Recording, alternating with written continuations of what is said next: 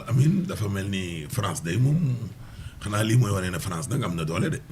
waaw xam nga li tax ñu doon xaar. le veto américain du ci def effet. waaw xam nga loolu yëpp ay débat la. loolu yëpp ay débat la yoo xamante tey certainement dinañ ko débat parce que boo xoolee RFI tey li ñu bindi seen article mooy oui Emmanuel Macron dit que la France accepte justement à ce que ñu am un État palestinien indépendant avec Jérusalem-Est comme capitale mais après c'est-à-dire maintenant et là on pose une interrogation c'est-à-dire est-ce que loolu lan moo ciy tegu ci li nga xam ne moom moo jëm cette décision là parce que aujourd'hui naturellement man jàpp naa ne comme l'a dit le président Bassirou Diomaye Diakhar Faye hier képp koo xamante ne il est resté insensible ci li nga xamante moom mooy xew tey ca Gaza entre la Palestine et l'Israël jàpp naa ne tu es en quelque sorte entre guillemets nu mu tuddati complice ci li nga xamante moom mooy xew et aujourd'hui depuis li nga xamante moom mooy l'éclatement encore une fois de ce conflit ba léegi ñu ne la il y a plus de 64 000 personnes yoo xamante ne ñàkk nañ seen i bakkan et il faut le dire ñi ci ëpp ci ñoom ay ndaw lañu ñoo xamante ne à un moment donné aujourd'hui on devrait les sécuriser donc aujourd'hui encore une fois li nga xam moom mooy organisation des Nations Unies liggéeyam ci li nga xam moom mooy la défense des en tout cas ci lu jëm ci wàllum jàmm maanaam taxaw ba stabilité mun a am loolu yëpp c'est des trucs yoo xamante ne man jàpp naa ne tey mënuñu ko ñàkk a wax mais loolu benn pas la Fatou Abdou wax na ko c'est un pas franchi mais maintenant la question reste posée on verra. aywa Al Amin lay desal ba tey pour ñu bañ a yàq hiérarchisation info yi. du noonu c'est le mot de mais tu es fort. Voilà je ne veux pas quand même bouleverser la hiérarchisation. Bien sûr mais Ahmed tu es très fort. Voilà il faut bien agencer les infos là. Ok Al Amin la présence de Macky Sall aux États-Unis le point yéen kaay nañu Macky Sall souligne les défis africains. nee na moom li ko fa yóbbu mooy ab rencontre boo xam ni c'est dans le cadre des PPP partenariat public privé ci loolu lañ ko fa invité point actu ñëw ak ñi nañu Macky Sall star à New York la présence de Macky Sall bii mooy deuxième fois en moins 2 mois il était presque à 100 mètres du président Diomaye à Paris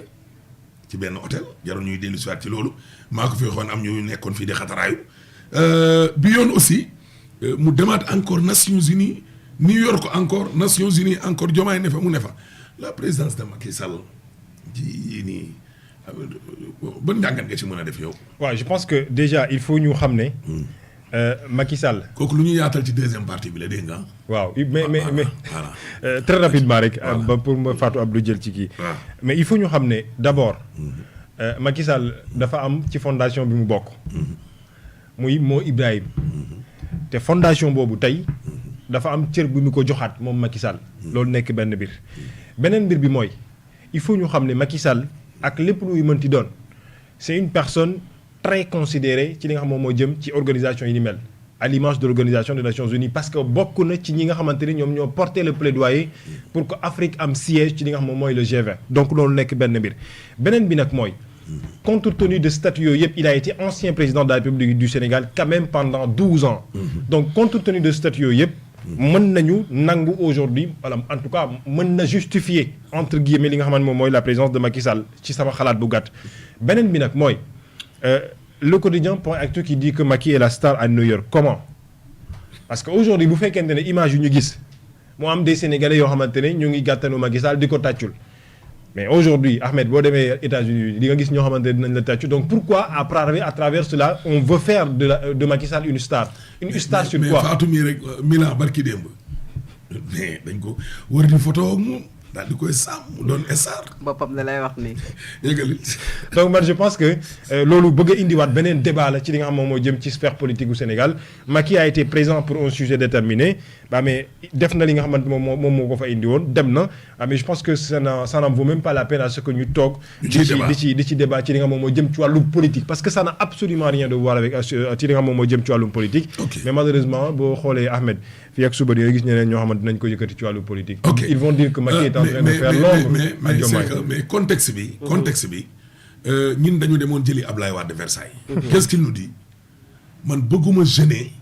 l'actuel régime. moo tax man du ma wax. mais xam nga même soo amee possibilité. Macky Sall dem fenn moom mu amoon possibilité dem fa affaire yi tombé. Wade danaa man je préfère ça c'est Wade xam nga Wade aussi bi muy jógee ci pouvoir bi at yi mu am le président Macky Sall amu ko bu dee ci carrière politique aujourd'hui Macky Sall jàpp na ne moom ba tey dese na une carrière peut-être internationale ou autre chose demee lan lay doon xam nga lii la Al Amine wax la léegi Macky Sall est en train de polir son image il est en train de redorer image am parce que aujourd'hui au Sénégal bu ñu waxantee rek mooy boo ko xayma di nga nemmeeku ne naam am na ñu fi des ba tey gëm ko muy son parti et certains yi nga ko bëgg mais une partie de la population dañ koy critiquer lu ci bari ci gestion moom ci ay nit yu mu àndaloon ci nu mu doxalee ak li fi jot a am de 2021 à 2024 ba ñuy dem élection présidentielle ce qui fait que aujourd'hui Macky Sall a besoin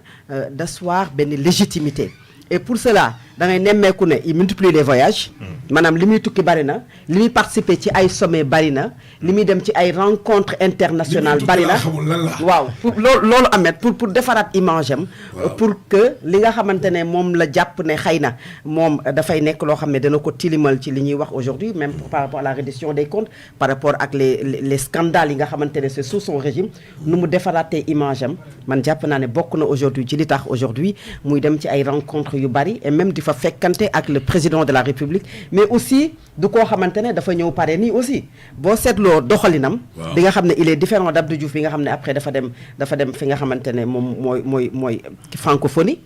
yor ko après rangé wu daanaka lijjanteetul dara Sénégal le président de la République Abdoulaye Wade bi nga xam ne après dafa dem Versailles toog lijjanteetul Sénégal parce que il ne voulait pas gêner son successeur Macky Sall bokkul ak ñooñu parce que moom jàpp na ne âge yooyu déjà amu ko jàpp na ne également il a des ambitions yan ambition la nag ndax ambition yi c'est sur le plan international ou sur le plan national c'est l'avenir peut-être qui nous en dira plus. Direct News nañu Macky Sall est-il intouchable journal mooy wax de samay kàddu de procédure judiciaire en cours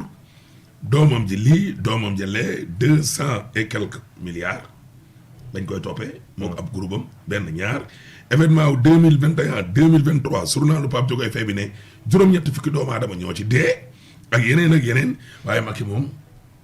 tambambaalu taxawal moom mi ngi dox soxlaam nice good fine. waaw mais xam nga Ahmed Macky Sall quand même il faut le dire encore une fois